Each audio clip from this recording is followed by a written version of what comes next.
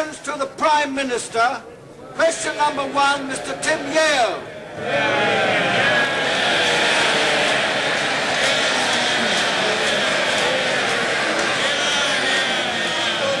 Mr. Speaker, sir, this morning I had meetings with ministerial colleagues and others. In addition to my duties in this House, I shall be having further meetings later today. This evening I hope to have an audience of Her Majesty the Queen. Later I shall have talks with President Roh of South Korea, who is on an official visit to this country. Has my right honourable friend noticed, following a 45% increase in real terms in spending on the National Health Service since 1979,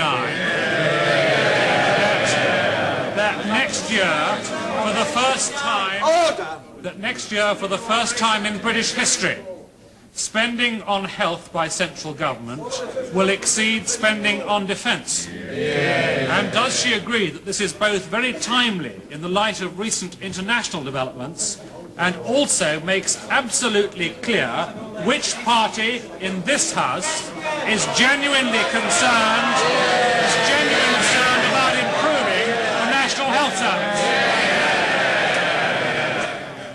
Mr. Speaker, I agree with my honourable friend.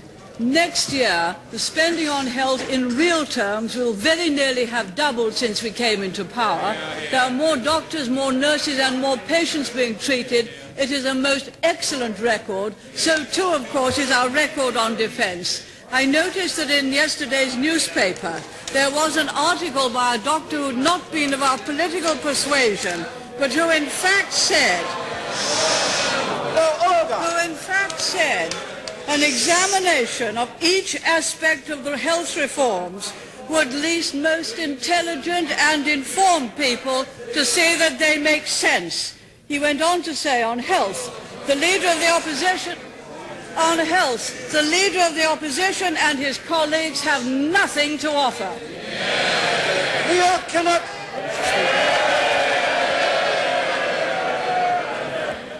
Mr. Speaker, is the Prime Minister aware that today's report from the National Audit Office shows that the government sold Rover for at least £60 million less than it was worth? Will the Prime Minister now make a public apology for this gross incompetence? Mr. Speaker, apart from the year it sold Jaguar, Rover had not made a profit since 1976. It was a major achievement successfully to privatise this company, and the government struck the best deal it believed it could in all the circumstances of the sale. But, Mr. Speaker, doesn't the Prime Minister recall that this is the second time in 2 years that the government has shortchanged the British public by selling off assets? Mr. Speaker, it happened with Royal Ordnance, it's happening with Rover, and tomorrow it's going to happen on a monstrous scale with the sell-off of water. When is the government going to stop asset stripping the country? No, Mr. Speaker. Rover Leyland had not made a profit at all, except in the year when it sold Jaguar. It was only able to carry on at all because of a government guarantee to trade creditors and a government guarantee to the banks. The liability building up on the British taxpayer was enormous. It was a very good thing to be able to privatise Rover under those circumstances. Mr. Speaker, does the Prime Minister think that that in any way excuses selling off a company for £60 million less than it was worth? Well, Mr. Speaker, if it was such a good bargain, why did the tea user unions not try to buy it first? Curtis! Will my right honourable friend acknowledge that listed as one of those Tory rebels by the Radio 4 programme and having the honour to represent the constituency once represented by the distinguished member who was the father of my honourable friend, the member for Clwyd North West, that my constituents and the people of this country demand that she remains as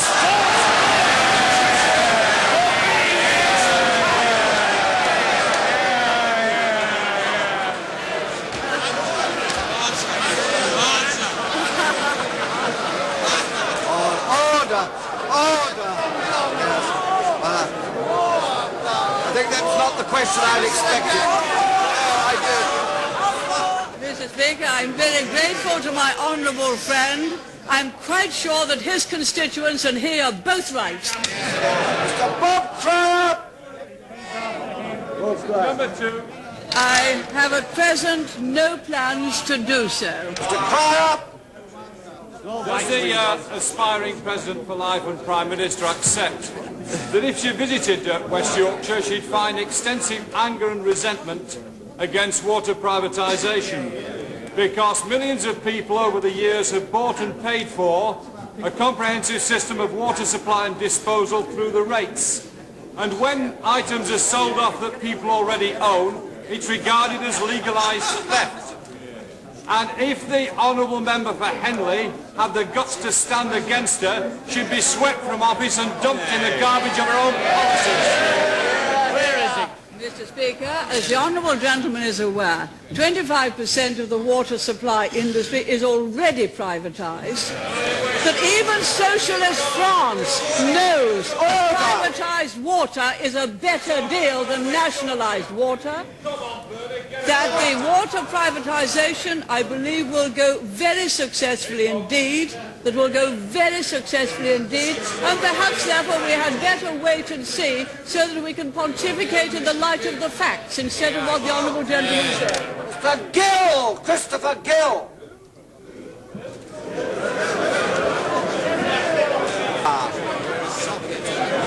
Christopher Gill.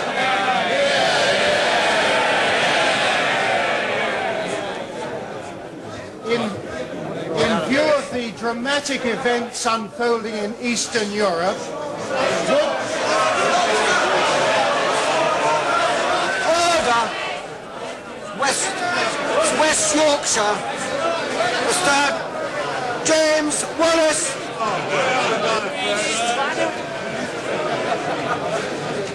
I refer the honourable gentleman to the reply which I gave some moments ago. Mr. Wallace. Mr. Speaker, since in her interview last night, the Prime Minister said that in matters of government we should retain for ourselves the things we do best ourselves, will she give the people of Scotland greater opportunities to govern ourselves? I believe the people of Scotland are best served by the presence of the United Kingdom in the European community and by the continuance of the European community as a country with maximum cooperation between sovereign nations. Sir Michael Patrick McNair Wilson.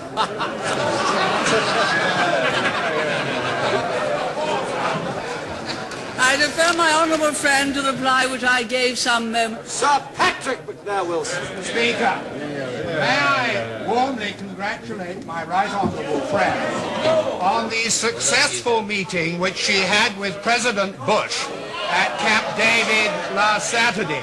Order.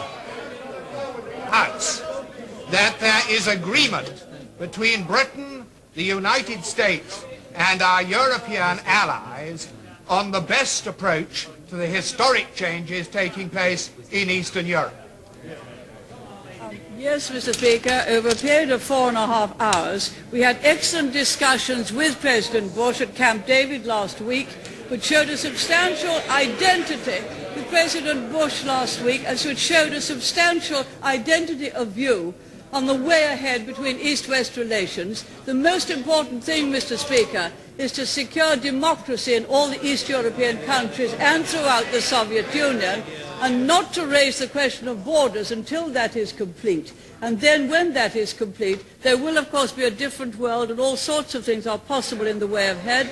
And in the meantime, NATO must be kept intact and our defence sure, and negotiations between the Warsaw Pact and NATO on reductions of armaments must continue, giving us a basis of security for these enormous changes to take place to advance it.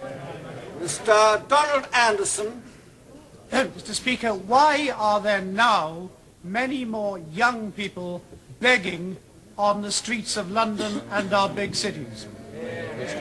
Mr. Speaker, the honourable gentleman is aware that if young people are in difficulty, they can claim income support and housing benefit. If between the age of 16... Order!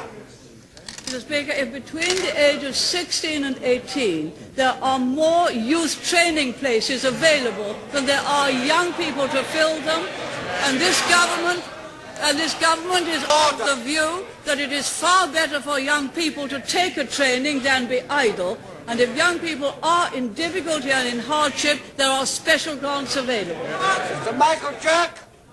Sir. I defer my honourable friend's reply which I gave some moments ago.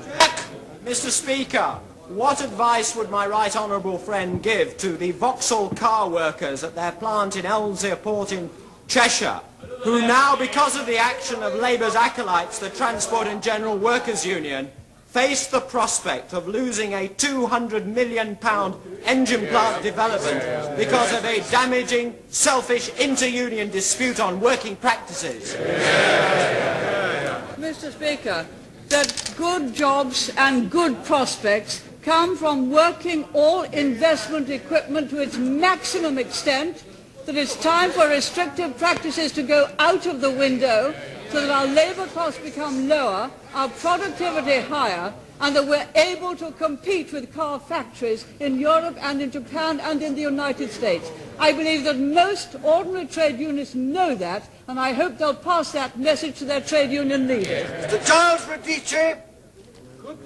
Could the right honourable lady tell the House whether she thinks there is a positive advantage for Britain joining the exchange rate mechanism?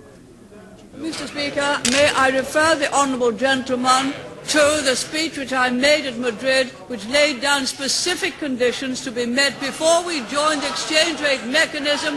The first one is that inflation must be got down. The second one is that stage one of Delors, with the necessary directives and freeing up the financial services of other countries, plus freedom of capital movements, plus abolition of foreign exchange control, must be met by the other member countries as it is being met by us, and of course that we get fair competition between countries. I believe that that is mostly accepted in all parts of this House as the right and proper way to proceed. Mr. Ivor Stanbrook. Number 6, sir.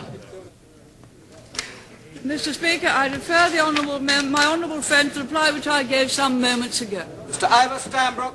In response to some fancied labour shortage, the government appears to want to encourage more mothers of young children to go out to work. Would it not be wiser, for the sake of the care, happiness and fostering of our children and of society, for the mothers of young children to be encouraged to stay at home? Mr. Speaker, as my honourable friend is aware, that is for the mothers themselves to decide. Yes, we do in fact need many more women at work. It is for the mothers to decide whether they can make full and proper arrangements for the children, or whether they should wait until later when the children are off hand and return to work. It is for their own decision. As my honourable friend knows, that from next April the taxation of married women will change, and they'll be taxed separately, which will be of a great advantage to them and enable them to make their own choices. Martin Smith. Would the Prime Minister comment on recent developments when the Secretary of State for Northern Ireland looked forward to entering into discussions with Sinn Féin, whose aim is the British withdrawal from Northern Ireland, and the recent weekend statement of the Cardinal O'Fee, who asked for that intention to be declared? Mr. Speaker, as the honourable member is aware, Northern Ireland is and remains part of the United Kingdom. That is the wish of the majority of her people, and could only be changed if the wish of the majority changed so that they didn't want to stay with the United Kingdom. It would be a matter not only for them but also for honourable members of this House. I hope and believe that Northern Ireland will remain a part of the United Kingdom. Timothy Kirkhope. Number 7, sir. I refer the honourable gentleman to the reply which I gave some moments ago. Kirkhope. Would my right honourable friend not agree that the recent announcement that the National Health Service Executive and the Social Security Directorate is to move to Leeds, together with 2,000 members of staff, does that not show the government's true commitment to the interests of the people of the north of England? And does it not also prove further that Leeds and the area of West Yorkshire around it is drawing people like a magnet to its area? Mr. Speaker, I agree with my honourable friend that the move of the Health Directorate and the Social Security Directorate to Leeds is very much to be welcomed. I believe it will give a better service at less cost, and that I believe they're quite fortunate to be able to be going to that part of the world. The facilities they will have are very much better than they would have had in London, and I hope it will add greatly to the attractions of Leeds for other people who wish to move there.